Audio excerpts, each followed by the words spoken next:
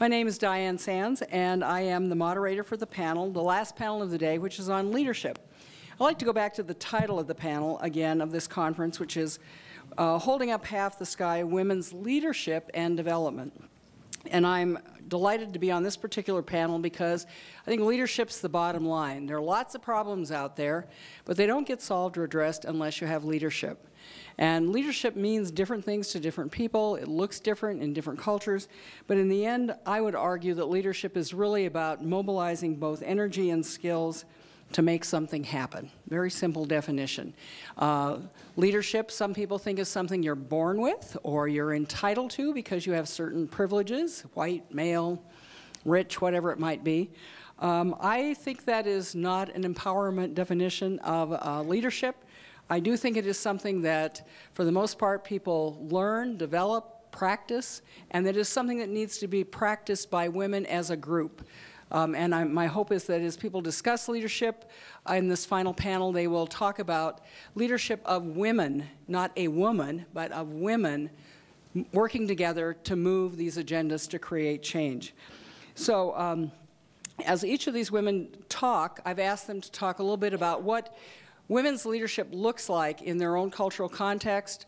You know, what are some of the great things that are happening, and there are many things happening, to develop women's leadership to address many of the issues we've talked about today, as well as what are the challenges we're still facing. What are the commonalities that we have between different cultures, but also what are the differences so that we are all, I think, better informed in realizing the complexity of this issue.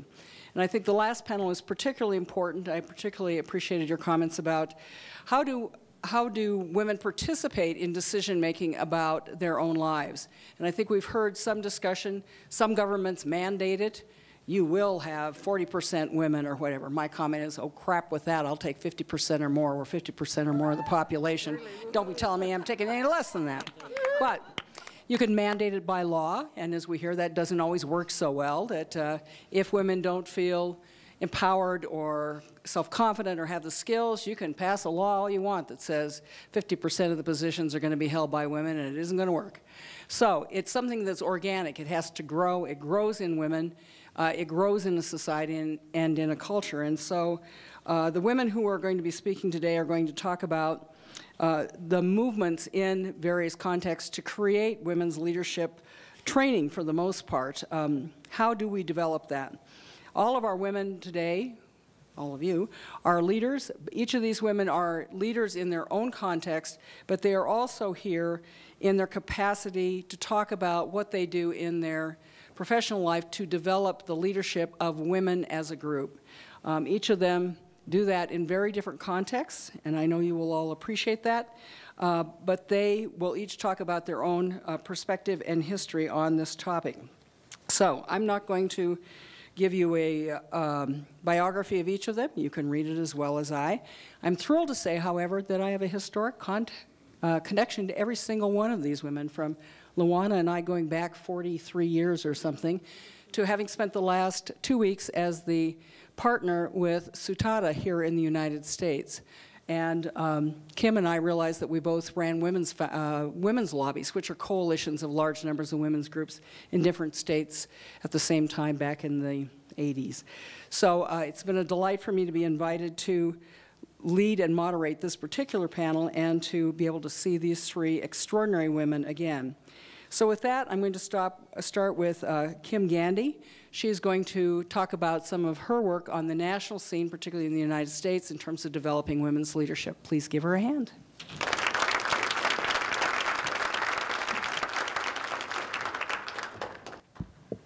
There's a wonderful stool here, which I think I'm going to move. It can make you taller. And if you're in Washington, D.C., they call that a boxer box. Barbara Boxer takes it with her everywhere she goes. We should just call it the Barbara box, though, because Barbara Mikulski also uses it, especially when they're both at the same place. I was thinking we should start with calisthenics, have the urge to, stand up for women, reach for the sky, jump for joy, throw your weight around, do all of those things that will make us feel like we can sit through another hour. And I'm hoping that this will be lively enough and that you'll have lots of questions and lots of discussion that we can make this something that will not cause you to doze during this last session. The women of today are the thoughts of their mothers and grandmothers, embodied and made alive. They are active, capable, determined, and bound to win. They have 1,000 generations back of them. Millions of women, dead and gone, are speaking through us today. Now, that sounds like something I would say. Sounds like something any of us might say about the young women today who are taking charge of their lives. But it was actually said by a suffragist leader in the 1800s, 120 years ago, 30 years before we won the right to vote. If you go back a few years, we talked about the women's leadership from cultural perspectives. And when I was talking to Diane, I talked about being in Louisiana. I did run the Louisiana Women's Lobby Network. We call it Louisiana, if you're down there. The Louisiana Women's Lobby Network. And when I was growing up in Louisiana, in the northern part of the state, the Bible Belt part, where religion was a very integral part of both public and private life, separation of church and state notwithstanding, women were really only allowed, if you will, it was really only okay for women to be leaders if they were volunteers, usually at church or at school, or if they didn't get any credit for anything that they did.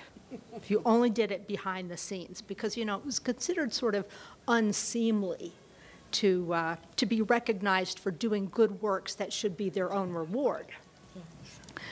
Men, of course, could be recognized. That was okay. They were the deacons and the elders in church. This was at a time when I was Presbyterian, but even the mainstream denominations didn't have women in church leadership.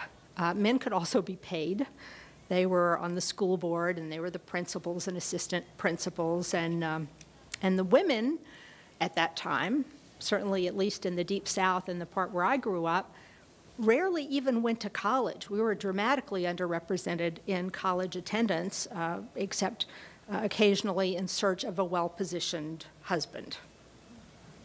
And it took a while for that to change. I have a beautiful bronze plaque that came from my church, and the plaque says W.A. Gandy Hall.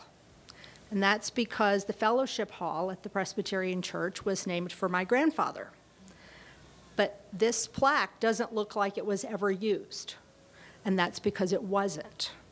When they showed the plaque to my grandfather and told him that they were going to install it in the fellowship hall, which they were renaming for him, he said, "Don't you dare. If my wife's name is not on that plaque, I don't want it there." So that's why I have the plaque that says W.A. Gandy Hall, because the one that says Gertrude and W.A. Gandy Hall is hanging in the First Presbyterian Church in Gandy Hall. But that, for me, and I was pretty young when that happened, was a real eye-opener, because I don't think even at that young age that it had occurred to me that even though my grandmother, best I could tell, did a whole lot more work at the church than my grandfather did, that he was consistently the one who received the recognition for it and who was in all of the leadership positions in the church, because that's just the way it was. Now, fast forward after 40 years of the women's movement, today there's a pretty widespread opinion among men at least, and quite a few women, that things are pretty much okay for American women. Not that there isn't violence or some issues around reproductive rights and health and some of that, but, you know, on the whole, that the women's movement has been really successful and that women are well represented in every facet of American life. And that's not just from the Independent Women's Forum and conservative groups. I hear that pretty often. It's a repeated theme in the media. And one of the facts that's often cited in support of that is the fact that women are now earning the majority of college degrees and the majority of graduate degrees. And well, you know, clearly women have arrived. They're outnumbering men everywhere. And now we have to worry about our sons, and we need some affirmative action for the boys because they're not succeeding well enough. Now we need a national organization for men, which I always had a stock answer to that when I was president of NOW, because men would say, ha, ha, ha, don't we need a national organization for men? And I would say very seriously, well, we have one.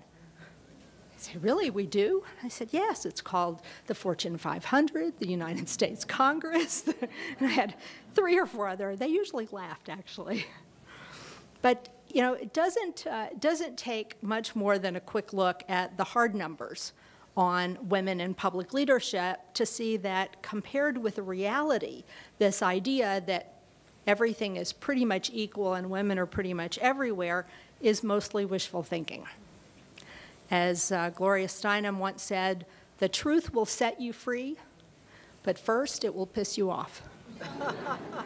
And the truth is that it's a lot harder for women to rise to leadership positions than it is for men in a lot of ways, virtually none of them that are actually related to our competency. A few decades ago, several decades ago, I guess I was in my 20s, I had a poster on my wall of a woman in a full suit of armor with a sword, and she had her foot up on a dragon that she apparently had just slain. You probably had that poster. Diane still has that poster.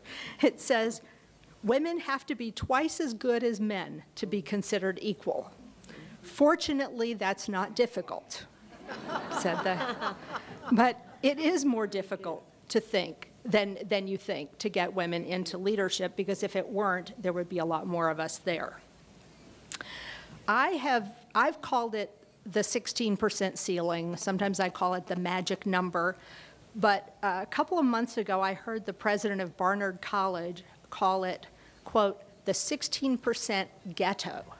Does anybody know what 16% is, what that magic number means?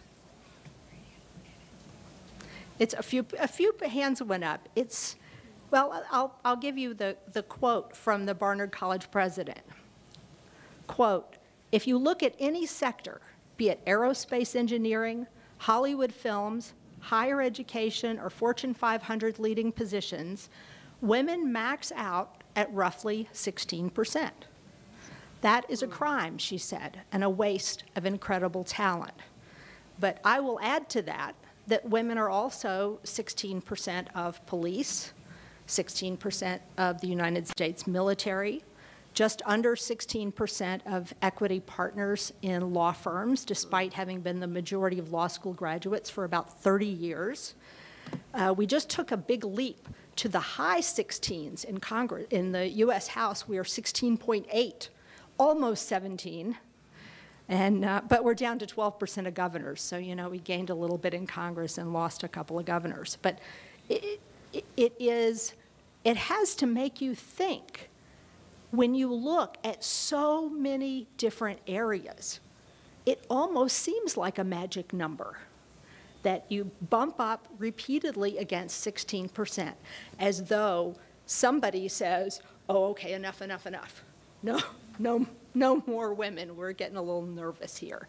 And 16% is sort of a magic number. So in the areas where we have beaten the 16%, it almost feels like a really significant change, a really significant amount of progress to beat that 16%.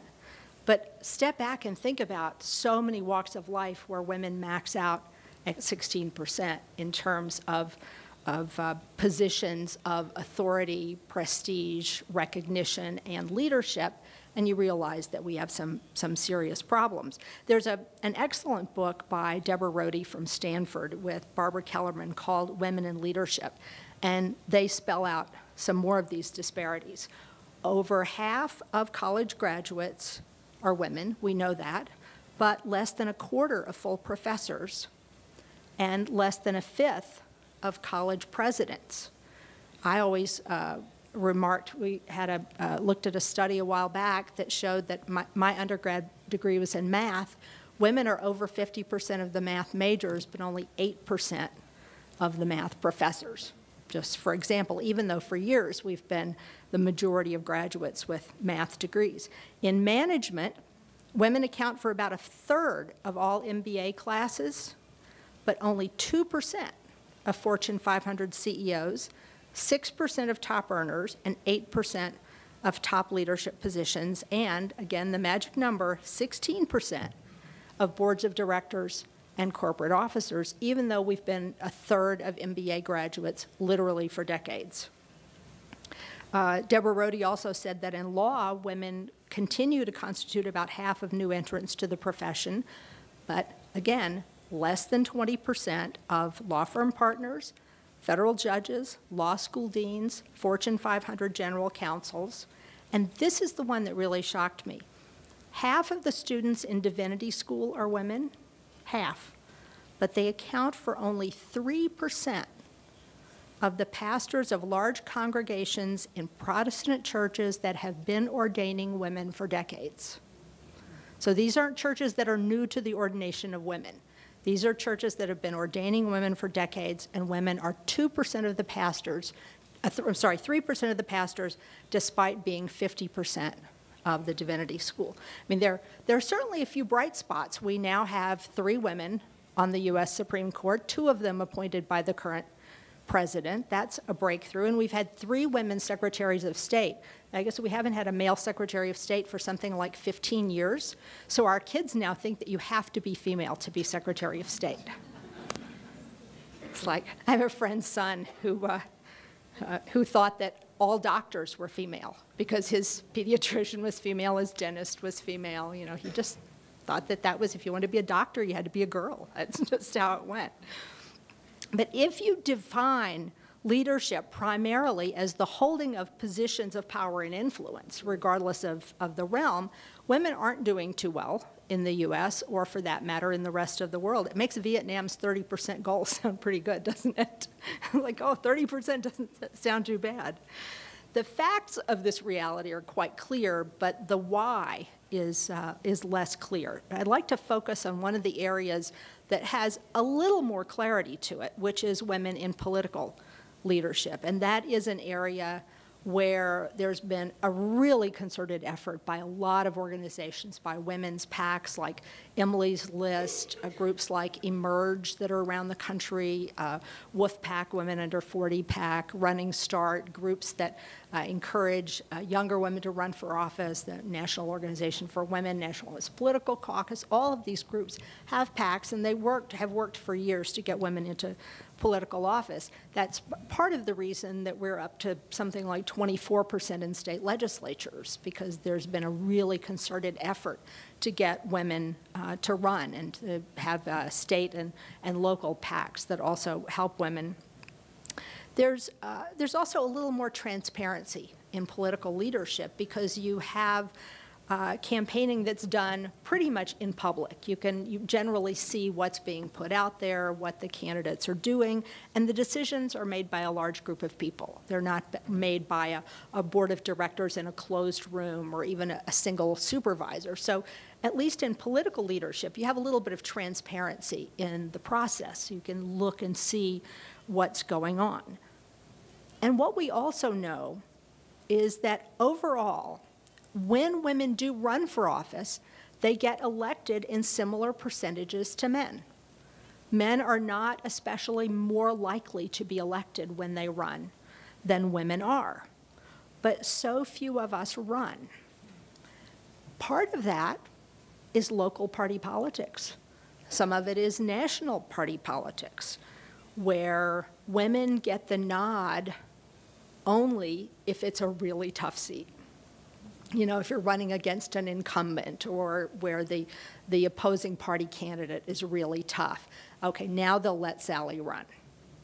But if it's an open seat, women are far less likely to have their party's support, Republican or Democrat, for an open seat than for a seat that's a tough one. And in fact, when there's an open seat, it's usually, you know, well, it's good old Joe's turn, even when Sally was the one who 2 years ago took one for the team to run against the incumbent. Now that it's an open seat, Sally's not on the list anymore, and there's somebody else who's being moved to the top. However, there is a socialization element to this as well, and we found it over and over as we've talked to women and tried to recruit women to run for office. And women wait to be asked. Men say, and this is very, very broad, and it seems to be true in almost every level of office. Men say, why, I think I'd be a fine congressman. And the women say, who, me? Oh, well, I've only, and then, you know, list 18 major things that she's done. Really, me? You think I would be good at this? And a lot of that really is socialization. You're just not supposed to, as women, you're just taught not to put yourself out there, whereas men are very much encouraged to do that. And what we found an effective way to recruit women is to get a lot of other women to ask her to run, because that's really what moves women to run, is being asked to run by other people, men or women. The second thing that holds women back from running for office is that they think they have to be qualified.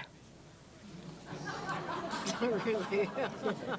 I would always say, you know, spend a day in the Louisiana legislature and then come back and tell me that you are not more qualified than 95% of the people who are there already.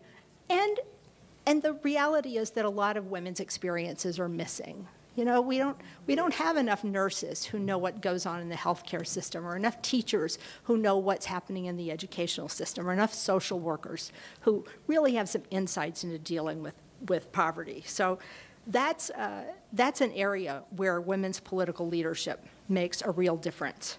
And I'm out of time, so I'm not going to talk about Sandra Fluke right now, but I bet many of you recognize her name. Right, we'll talk about her later. But I want to share with you the best advice that I've ever heard for moving up in politics. And it came from Diane Watson, who was most recently a member of Congress from California. But she was in the California State Senate about 15 years ago when she said this. Oh, 15 years ago. Posh, it was 25 years ago.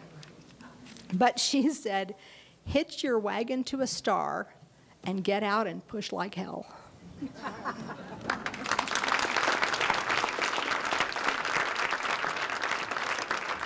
Thank you, Kim. And there's much to follow up on in the meat of that discussion. Next, I'd like to introduce one of our guests from Southeast Asia.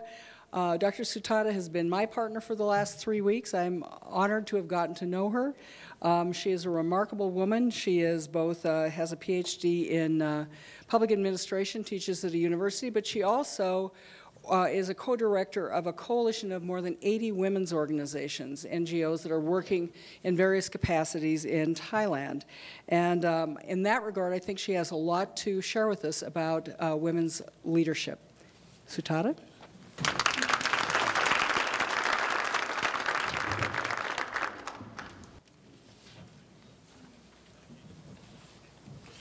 Have to stand up. Thank you for invite me to come here, and also give me a chance to speak. And bear with me because my English is not perfect, and I'm made in Thailand, so never been abroad in education, just presenting my idea. I have, as Gandy said, we have to prepare double or maybe more, many times than other, to just be equal to other people. And that's why I prepare general speaker, prepare only maybe about 8 or 10 slides. I prepare egg zeros right. And it isn't difficult. And one thing that I would like to share, sorry, I have to put my slide. Today is two part. I have to click the slide, 4 slides per minute. For 20 minutes I have, or maybe 15. 15, so maybe about 6 slides per minute. Well, this is just, if you cannot listen, just read. Huh? I write in English, not Chinese. Right, gender roles versus, gender rights or women roles versus women issue is being confusing in discussion in Thailand, and once we understand this clearly, we know what problem we are talking about. So when I was invited to speak, I talked to Dina, what should I speak? Dina said, you just got first female prime minister, speak about your prime minister as a leader. This is a leadership program. I said, well, she's not a female leader for us. She has no leadership, so I have nothing to talk about her. But I don't, and also for being a woman, it doesn't mean anything for us, you know, as a women movement. So this is kind of nothing justified in this topic at all. Anyway, one thing that I would like to talk about is about the first, talk about the what is the status of women leadership in Thailand currently? If we're talking about the population, we are about 51%, and in each part of the country, we are more than male, about 1-2%. So in generally, I think same population format is women is more than every places in Thailand. But when you're talking about women in Thailand, you have to understand the differences of class, gender roles, I mean race and religious, and also many things happening. So we cannot just talking to women as a women. They are different. So problem that we want to talking with her or roles, it will be different according to these differences.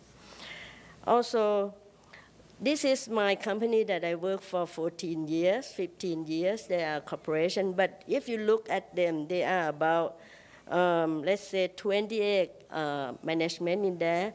There are 6 women in this group. 3 are already family, wife, daughter, and sister. Only 3 of us that employee who are in the top level. So this is a pattern of women in business. You can see me. Can you find me in that group? Very little. Next one. My topic today, generally I need 3 hours, but now I have only 15 minutes. Well, it's about women political leadership, which is, it has to be formal and informal section. If you talk formal only, it's nothing in Thailand. Having the female prime minister today is nothing. Having 3, 4, 5, or even 6 ministry, female ministry, also nothing if she doesn't carry whatever we call women agenda with her. Right? So physically being a woman is nothing for us if she not understand what we are fighting for. This is what I would like to talk about. And this just a statistic that we are very poor in terms of number. If you're talking about number of senator, number of representative, number of whatever, we are very small number. We mean women. We have constitution in 1932, And that constitution, luckily, they didn't say man or women. Everyone can go to vote. So women can go to vote as well. But no women go to vote until after 17 years. We have one woman being the representative. And in terms of voters, we have a number of women who are the voters more than men. But in terms of what we call the candidates, you can see women is very little in every constituency because political party, they don't pick up women to be their candidates. In terms of the people who are selected, you can see that since 1990 up to 2011, number of women who can win the elections very low, start from 2.8 until now it's only 15% only, not even 16%, right? But even we have 30% like Vietnamese, Vietnam. I don't think that if they don't carry women agenda, I don't care about 30, 40, 50, or more than 50. It's nothing to us. And many laws about women gender equality is dropped because, or cannot pass because of some women do not vote as well. This is a reality in Thailand. And this is statistic. You can see the number of women in the formal sector is very low compared with male. I will go very quick. So now move to the informal roles. In Thailand, and I think most of Asian country or Southeast Asian country, we come from the history that women used to be leader of the community in the past, and a lot of incident Dr. Do can share with me. It showed that women is a leader in the past long time ago. You can look at the Chinese history, Thai history that I'm showing you from now on, and many. And also one thing that we used to talk teasingly in our country is women is a backseat driver. You know, a lot of important decision making of the cabinet or even the prime minister himself. He talked with his wife and then he come up with the idea in the morning and he make the law in the next day, or even make a coup. Believe me. This is our history in snapshot. We have three histories, Sukhothai era, Ayutthaya era, and Ratanakosin era. Every era we have women behind this to push our history in terms of leadership. And this is Sukhothai. We have a figure of women in the stone, which showing that women is a leader, right? In terms of Ayutthaya also, we have a woman. She's a princess, or not princess, a queen. And we have fighting with Burma. She's dressing up like a man because she's the king doesn't want her to be a warrior, but she wants to be. And then she come in between, and she died in the battle. This one also in Ratanakosin, she also fight for the rebels come from Laos. And next one is a woman as well. We have a word called backdoor wife. I don't know in English what is her name, but women who are wife of the prime minister or the top women, top person, we call the great woman behind the great man. She's always make decision and make the thing done, you know. And she's the one who have very good intention to make our country go through the Second World War without being part of the German side and being part of the what you call alliance side, and save our country to be not to be pay back the fine, right? And Also, many women in Thailand in the past, all of them already passed away. They do something good for our country, but they are not being recognized as a first female prime minister, first whatever. But they do very good things, these kind of women.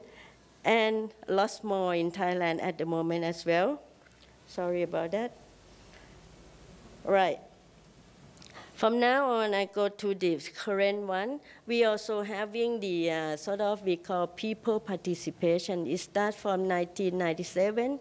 This is come from the new constitution that people draft out the new by ourselves. Same as 1972 that Montana draft out the constitution. We have election of 99. What you call the delegates. And that constitution, we put one section called people participation. And since then, people start coming out and have share their public sphere. And also women also coming out and doing their public work in their village.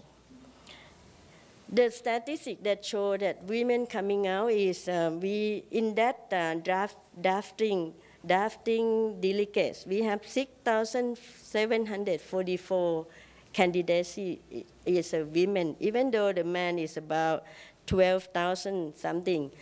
And 64 of them is elected from province-wise, so it's showing the women participation in political area. Next one. Let me talk about a little bit about gender roles. Gender roles, I think, is talking about both women and men, but mostly in women roles as well. In the last flooding in Thailand, I mean in the Bangkok, the flood come to Bangkok in 2011, and that flooding, you can see lots of women coming out and fight for their resident, their village. And I don't know where is the men they are, but a lot of women, this is come from the newspaper. So I would say that I'm talking about my network. After last time we have a coup in 2006, and the last PM, Mr. We should call him Thaksin, Dr. Thaksin Shinawat. He self-exiled from the country, but that coup continued 5 years, and that 5 years we had lots of conflict. We call it color-coded. You can remember if you follow my country, yellow camp and red camp is like color spot in the school. They are just wearing t-shirt and they're fighting each other. So after May in 2011, we, the women organization, about 40, 50 organizations just called for the meeting and talking about this topic. And we think we should form sort of a network and be part of the national reforms, because we feel that it's time to come out and it's time to take control of the country. We cannot let the guys doing alone because they are lousy. They cannot, they cannot run our country and they make our country break up. So we start calling ourselves as a REST, W-R-E-S-T is a short name. The full name is Women Networks Reshaping Thailand. And this is our logo. You can see that we are inclusive men and women in our logo. It's not only, this is not only female or women alone. This is a group of I would call founder. You can see me behind this kind of behind at the back row. The first row that sit down, they are very prominent women in Thailand. They are sort of high-profile women. Most of them rich, most of them are high profile, but they come together and join together. Some of them work as an NGO, as a grassroots, but some of them is very high profile. But we happen to let them together and joining hand as a organization, as a networking. This is a very good picture that we have in the women movement in Thailand. 2 minutes left. So let me pass this and share you. This is a topic that we would like to reform. We would like to reform in 6 topics. And it's very serious topics in Thailand. And also, we are joining, the way we do, we join every committee that we can. We do not just think of Parliament House. We go everywhere that we can and try to be part of the committee. And be in the part, every section that they are talking about reforms or national reform. So we are involved in media as well. We go everywhere that media want us to speak. We speak. I also speak. My friends speak. Everyone try to show our face and to talk in the same things that we want. It means gender equality, social justice, and give women a chance to speak out. So, and also we try to draft the law. We call the law Gender Equality and Anti-Discrimination Against Women. And we go for what you call, we have the petition, and if people sign 10,000 signatures, we can give the law to the parliament and let them process the law. So this is our movement in the last 2 years.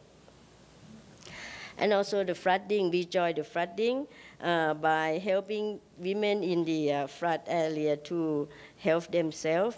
The latest one that we joined is to fight for the women fund that government, under the new Prime Minister, female Prime Minister, she wants to give away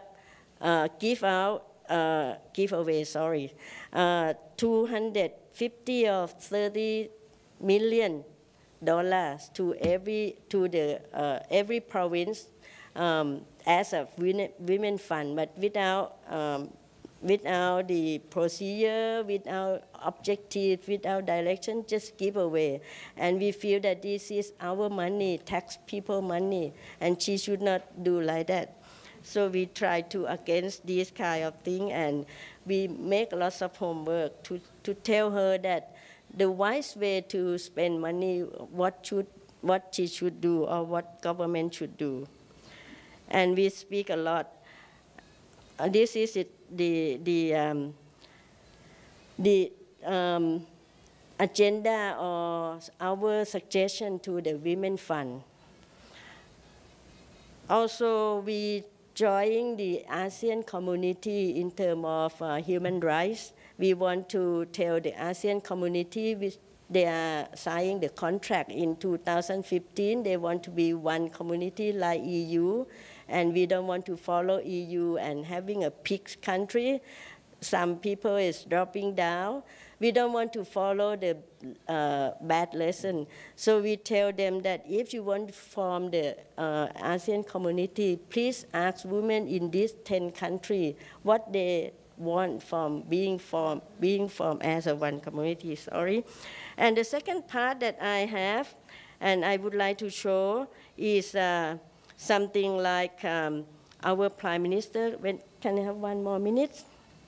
Talking about, 1 more minute for another 40 slides. Right. So sorry, about our Prime Minister, I show you something that what people think about her. There are a few slides that I would like to tell you about her and her brother. You know that they are nominee. And one thing that I would like to show is not about this kind of thing, but about cartoon, which is cartoon is come from media perspective about her administration after she's become the prime minister. This is the first cartoon. You can see that media feeling that she know nothing about violence in the southern of Thailand. She know nothing about, she don't know how to spend money from tax. You know, she's just being a Santa Claus. Or she's being the nominee by her brother who is in Dubai. You know? And also, she's just, when flooding comes, she just do nothing, giving away the, what you call is bag for recover bag, or what, right, to people. And also, she loan from other country. She lend money from other country and give to our people as a loan. So we don't have money in our country. You ask money from other country and you give to poor people. This kind of thing that happen in our country. So my conclusion, I will stop here at the conclusion. The conclusion is being a female prime minister in our country is nothing. But everything that we have to do in Thailand or in other countries is what is the women agenda that you want to move for and you want to fight for, and you have to identify it. Leadership has come from that way. Thank you.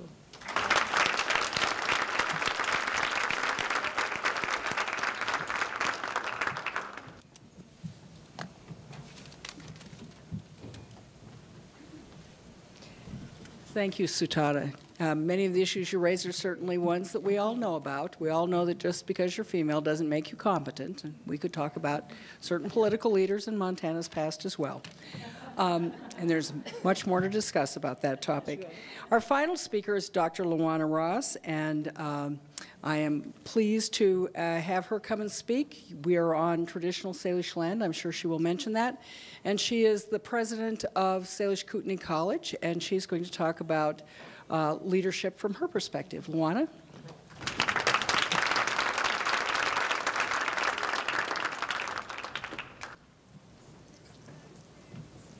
Apesia. Hello, everyone, and you are on traditional Salish ground, so welcome. Everyone is indeed a visitor, except for maybe my sister cousin, Dr. Gita Swaney, and any other Salish who happen to be in a room. So as an introduction to me, my mother is a Swaney, my grandmother is a McDonald, and so you can now place me solidly on a Flathead Indian Reservation with thousands of relatives. I'm going to tie in a macro level way to the former two speakers and talk about my leadership as a tribal college president. But just a thought on leadership, because culture is such a huge part of being a president at a tribal college that you do not see at other colleges and universities in the US and Canada. Native people are encouraged to remember 7 generations in the past. We are tied to our past. We are tied to our ancestors. And to consider 7 generations in the future when making decisions that concern the people. And that indeed is the case for a college president. So this really could be titled From Boarding Schools to Tribal Colleges, but I'm not going to give you the history on the boarding schools.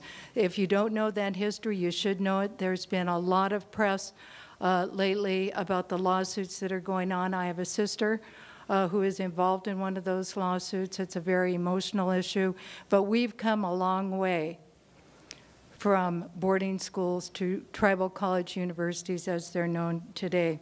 Tribal college universities began in 1968. If you don't have a little bit of history, you're not going to really get who I am and what I'm doing today in my leadership role.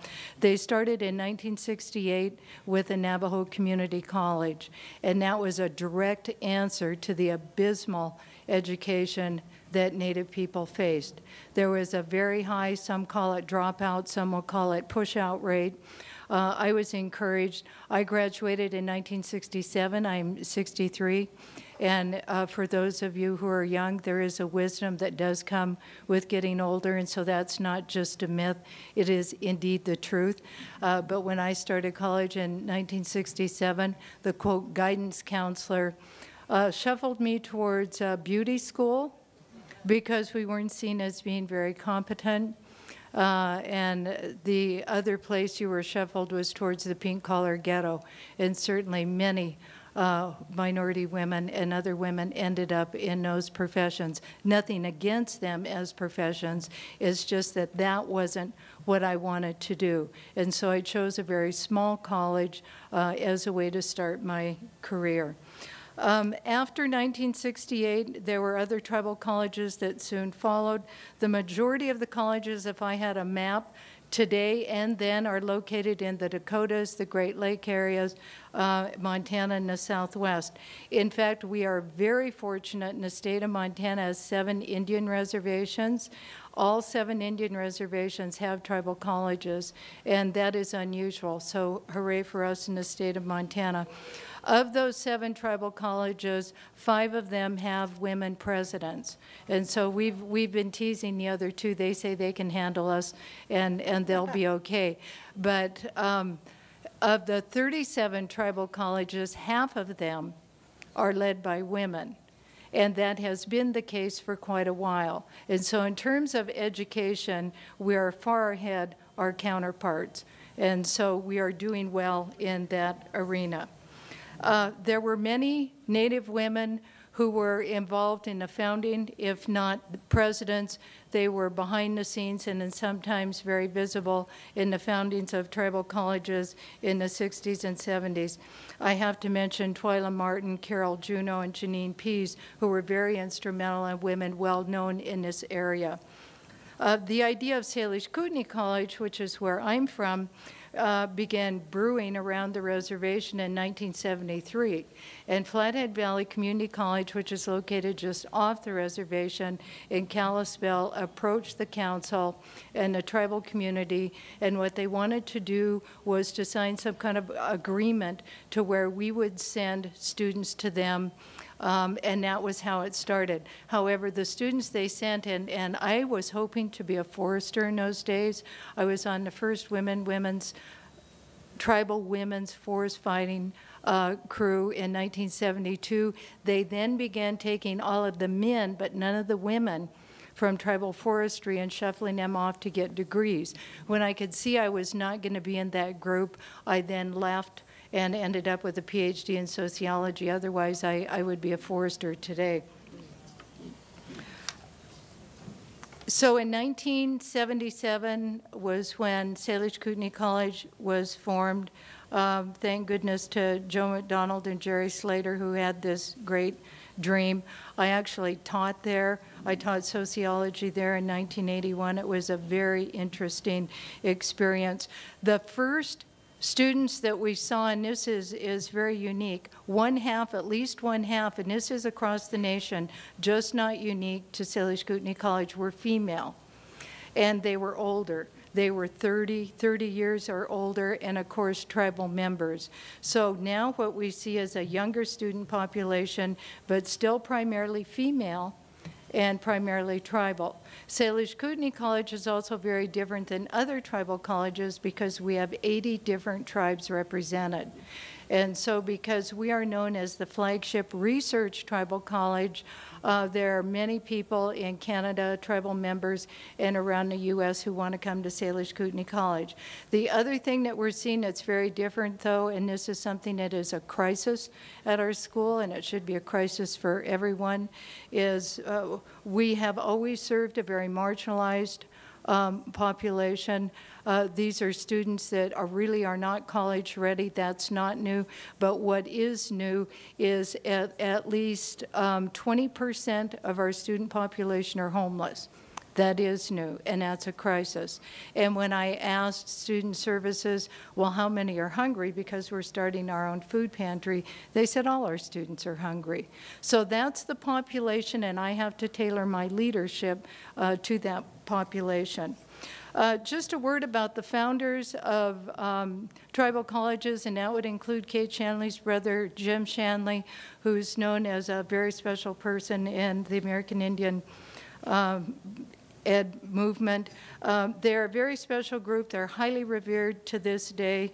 They had two characteristics in common. They were doers and they were dreamers. And these are two great qualities of leadership that would serve anybody well, not just those of us in Indian Ed. The other thing that's very different about tribal colleges is they would not exist without the founders, but without their respective tribal communities who really recognize there's a crisis regarding education, because education is empowerment. We all know that. There's a crisis in Indian country.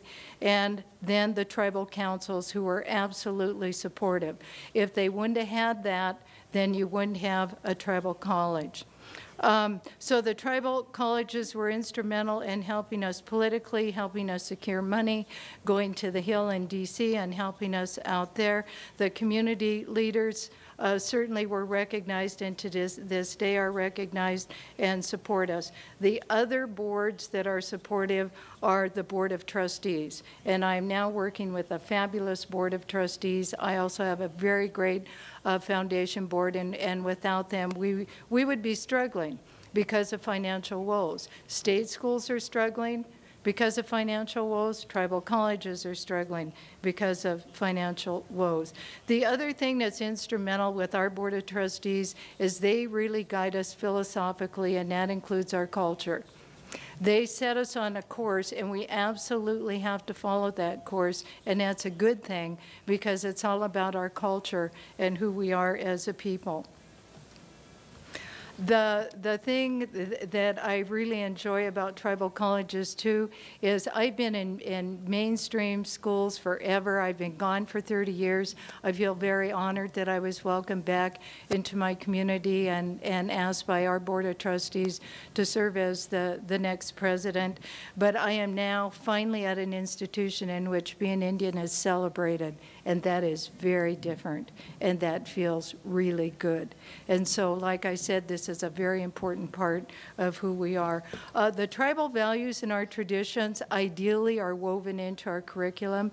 That can be problematic when you have a large non-native faculty, and we do. And so we're trying to figure out how to deal with that problem, because it is a problem and it is an issue. We have another group that bears mentioning, and that's the American Indian Higher Ed Consortium. They lobby for us. They're the glue that holds us together as a group. They set up meetings with key politicians and key donors for us. And so we've been very successful as a group because we have this other group holding us together. They were very instrumental in getting the Tribally Controlled Community College Act passed, and that's the source and the very meat of our funding. But to me, what I see with tribal colleges is they are a way to re-empower us as Native communities. That's all about self-determination, and that's all about issues of sovereignty. One way to empower is economics, and I know there's data. I've just been traveling so much in April. I haven't had time to pull any data, but I know it's there. But data does reveal that reservations that have tribal colleges fare much better income-wise than those that don't. And it's broken down by gender, and I know it shows that women fare much better on the reservations that have tribal colleges. That alone should be the reason for you to continually support your local tribal colleges. The other thing that's important that I really relish is relationality. Tribal colleges are like big families, and yes, of course, sometimes they're dysfunctional, but that's okay because they're our dysfunctional family. But we're all about relationality. We're not just an academic community, and we refer to each other as the SKC family, and I really like that. But we not only have a relationship with each other because it's relationality, we have a relationship with the land and the environment. And so we're all about being sustainable. We're all about acknowledging that the earth is indeed our mother. We're all about being good stewards, and that is really woven in to whatever happens, all of the events, the curriculum, and so on.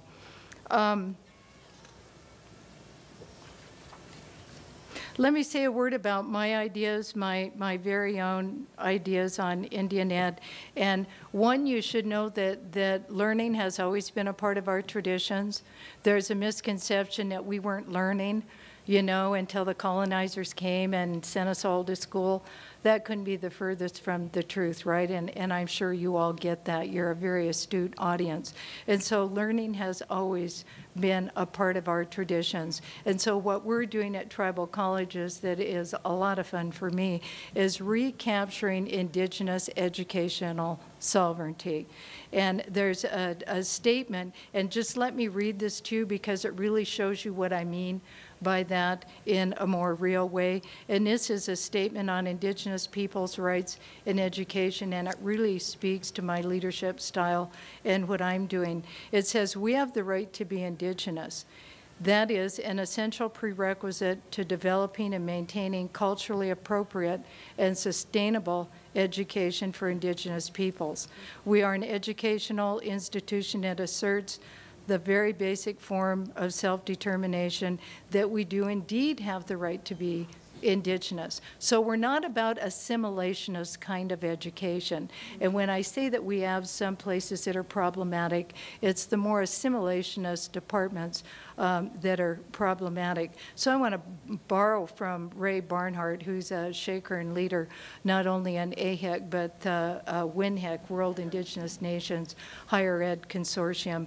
And borrowing from him, I believe, as the leader of Salish Kootenai College, that we must focus on, one, the articulation of Indigenous epistemologies, and that's the ways of knowing education, philosophy, and research, and we have a stellar faculty. We are the research institution that are involved in Indigenous epistemologies and looking at Indigenous research methodologies, and so I would think that other institutions would be looking to us because we are very cutting edge that way. Specifically, of course, even though we represent 80 different tribal nations, we are all about Salish, Kootenai, and Pend d'Oreille knowledge systems. We are also focusing on the protection and enhancement of our spiritual beliefs, our cultures, and our languages are key. And that's an area that's been problematic and an area that is getting a lot of my focus. We are also about advancing the social, economic, and political status of Indian people that contribute to the well-being of our communities. So we want to know, kind of from a Department of Labor focus, what does our community need and how can we train those people to best serve our community? We are place-based and we are community-based, and that's how we serve our community. Also recognize the significance of Indian education, creating a network for sharing knowledge, recognizing the rights of Indigenous people, protecting, preserving, advocating Indigenous cultural and intellectual property rights, and so on. I firmly believe that education is transformative and restorative, and I know it has been for me, and I know it can be for other people. And so those are the key concepts, transformative and restorative, that I focus on in my leadership. You know, and in the words of the late, great Wilma Mankiller, she said, the war for Indian children will be won in a classroom. And I believe that to be true. So of course I really push Indian Ed. But just to give you a bit about who I am philosophically and otherwise, and then I'll wind up here.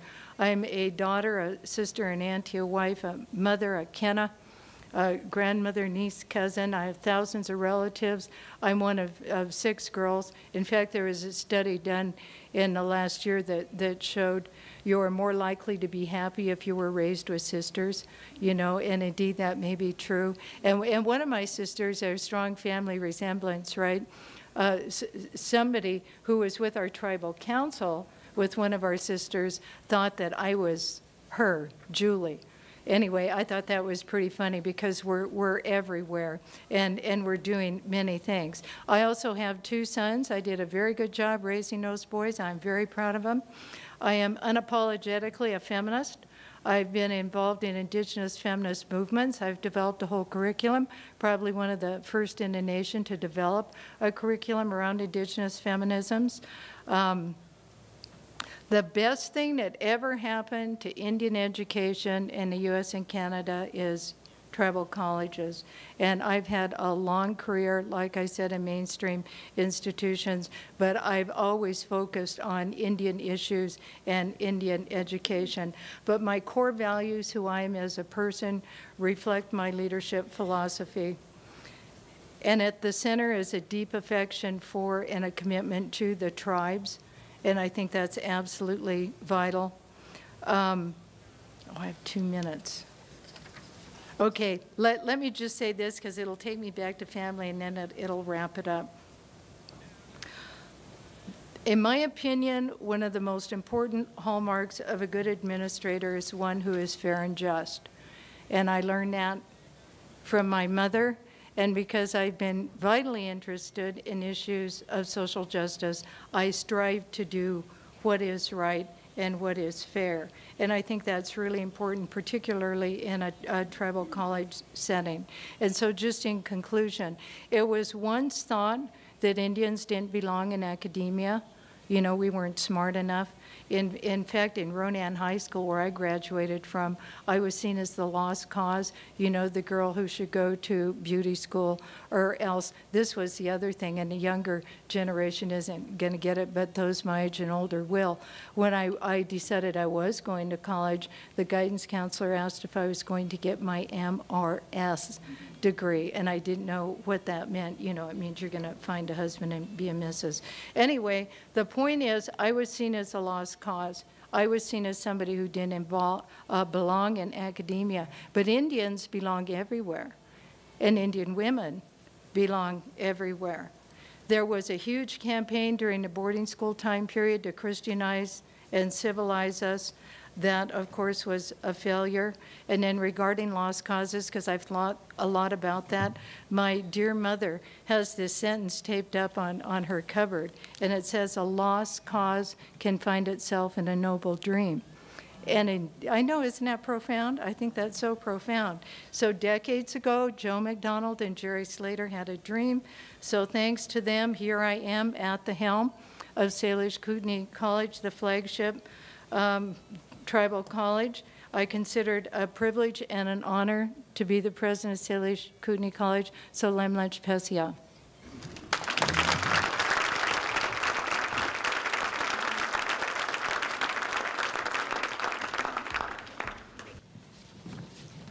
Well, I hope you were as amazed as I am in hearing these 3 women who are all 3 both dreamers and doers. And I think that's what women's leadership is about, is how do you turn dreams into realities. So we have 15 minutes for some questions, comments. Yes, sir.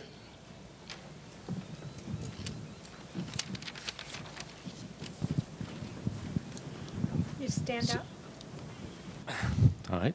So it seems to me that as I hear these stories about women in leadership, I mean, there's been a struggle. You've had to create space for that to happen. So I'd be very interested to hear if all the panelists, including the moderator, could say, pick the one thing that gave you space to become leadership. I'm just curious as to what those are. Microphones are there. I don't think I've ever thought about that particular question, but I think that, I guess I go back to when I was a law student, and we were working in Louisiana now to change some of the laws, particularly domestic violence laws. We didn't have provisions for the victim to stay in the family home or to have temporary custody. There were a lot of things like that. And a couple of us who were law students said, well, you know, we'll just write a new law and get it passed, and that's all. And the elders, if you will, from the chapter who I look back on it, and they were, probably 35. They seemed so old at the time, when you're 23. But none of them said, you don't know anything about writing laws. None of them said, what a silly idea. Why would you try to do that? They said, yeah, sure, go ahead. We'll help you find somebody to introduce it. And we spent months doing the research, writing the legislation. We did find somebody to introduce it, and it took 3 years, but it passed, and it was later used by the National Conference of State Legislators as model legislation, written by a law student and a couple of friends who really had no idea what they were doing. And it's because the people who could have said, you don't know what you're doing, said, yeah, go ahead, do this. You can take this on. You can be a leader. I think that question's an important one around creating space, and I think one of our responsibilities as the elders now of this movement is to create space for other women to step into those leadership roles, and that's very much what each of these kinds of organizations do for other people. Sutada? Yeah, I think the first public space that Thai women have a great effort to do is 1997 Constitution. If you read this constitution, which is in English as well, compare with other before. We have been formed together as a group of women who are driving through the what we call ourselves is political women in political leadership groups, and we study about the constitution, the past, the future, whatever we want it to be, and we put every single section that we think that should have our view in that section. Well, it's come, some of section is already taken away, and we fight every time that we have invited to the committee.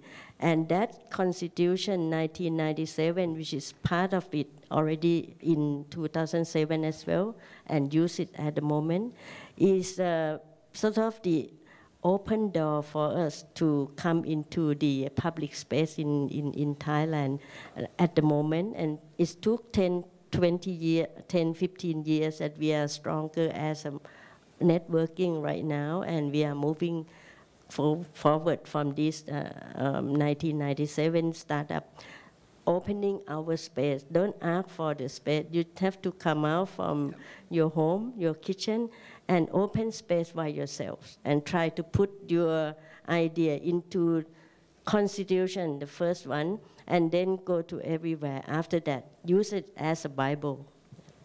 Use it as a tool. And for me, I would say it was a support of family members for all females to excel. We've always had that support, and so how lucky I am to come from a family like that. And then I started teaching at Salish Kootenai College and the University of Montana in 1981. There were very few Indians at that level in academia and very few women. And so I had to take the space.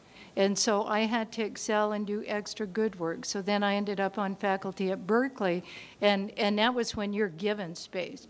When you're at Berkeley, you know, it was like I could do no wrong. Whatever I wrote was funded. Whatever I wrote, I was granted. And so that really helped me, and that was serendipity. I just plain lucked out on that one.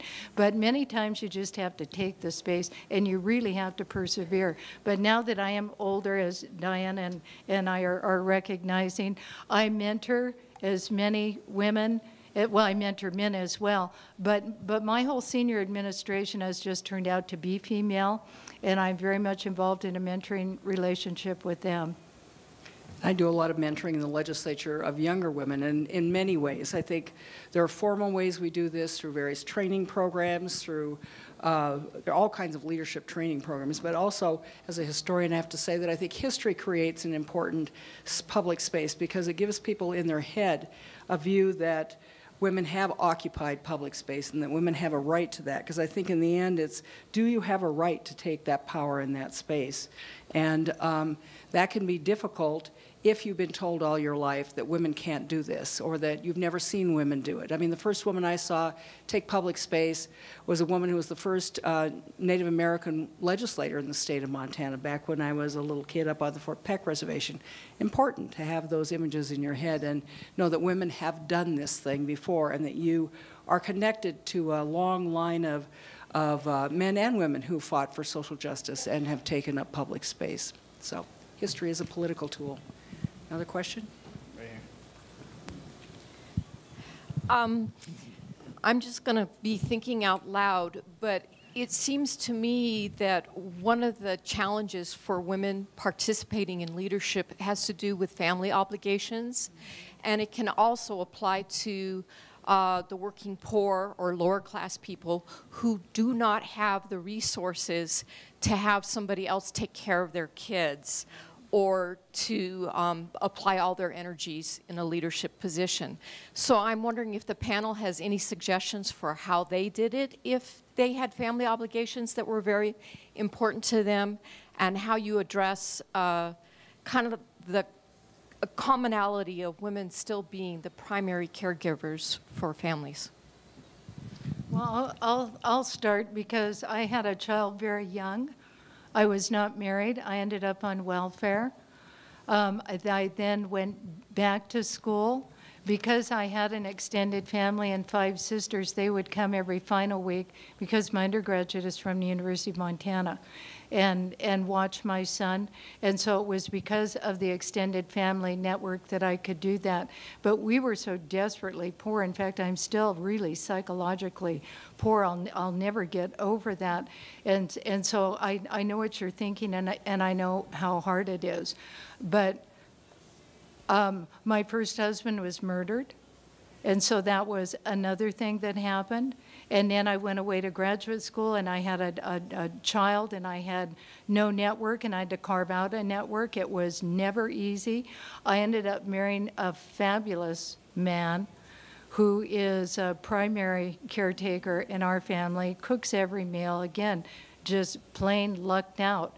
But moving back to the reservation, I have many, many people financially dependent on me. So now I'm back into the role of being a primary caretaker in many, many different ways. Is it easy? No. Can it be done? Yes. But I could have never done what I'm doing today back then. You know, it was a long process for me, but very, very difficult. But you can create families and friends wherever you go, and I just managed to do that. Well, I think this is what I would say is general problem that women facing in Thailand as well, and it won't be the obstacles for us if we want to do things. Well, I've been in the meeting that they bring children, they bring their children together in a meeting room, and that's we have to go through it. Or sometimes we have to have weekend meeting, we have to go to somebody's house and have a meeting over there. We adapt every strategy, just keep on our duty and also doing our additional work. And we call it as a double work but single pay. We get paid at the day work, but the double work is mean housework that we don't have a pay. And I think this is a price to pay that if you want to make something happen in the public sphere, or if you want to do something for the society, you have to dedicate. But in the long term, I mean, the public policy, or even in constitution, or even in the whatever that you want to fight for, it will compensate in those elements of law. We have very, in a guy's or men perception, they might think this is too much, you ask for too many, but we said, as a mother of the nation, you should give, because this is your children as well. If you don't pay women well, who will raise up your children? You know, this kind of thing we have to rationalize our dedication at the end of the day. Yeah. Well, I too was fortunate in a different way. My husband is a college professor, and he writes books. So he does a lot of his work at home. So that made things easier for us, particularly since I was, for many years, working very long hours and traveling on weekends and speaking and that sort of thing. So it was different. But one thing that I think we have to do as a society is expand our expectations of men. You know, we can't just keep on thinking that you're both going to work full time and then she's going to do the second shift at home while you put your feet up. And there are some men who still do that, and a lot of men who don't. I look at my daughters who are 16 and 19. There's no way they're going to put up with that. I mean, that's not going to be part of the deal for them. And so, and I do think that's changing, because I think whether the young men like the idea or not, the young women are going to insist that there be more equality. We may not get to 50-50, but I think it's going to be much better than it was with my generation. The other thing I'd say is that a lot of us need to reevaluate our standards. I had to have a different standard about exactly how clean the kitchen would be and how often the refrigerator was going to be cleaned out and that sort of thing, because the alternative was to do it myself. And I decided that there were just some things I could live with that maybe I thought I couldn't, but it turns out I could. And in the end, I would say revolutions are created in the hearts and souls of men and women. That's when you really see the changes, when it's in the consciousness and the hearts of people. In the commitment we have to have you out of here on time, I would like to thank this panel and ask you to join me in thanking them for their contribution.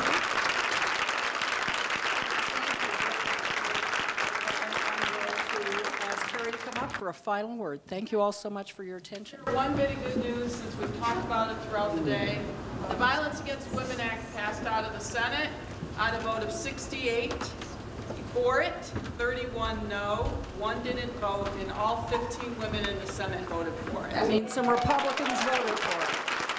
But please remember, the House is next, and that's going to be much more difficult, so make sure every one of you has talked to your representative. I want to add to that they defeated all of the bad amendments before they passed it, all of them. We've all been sitting for a long time, so this will be very brief. I just want to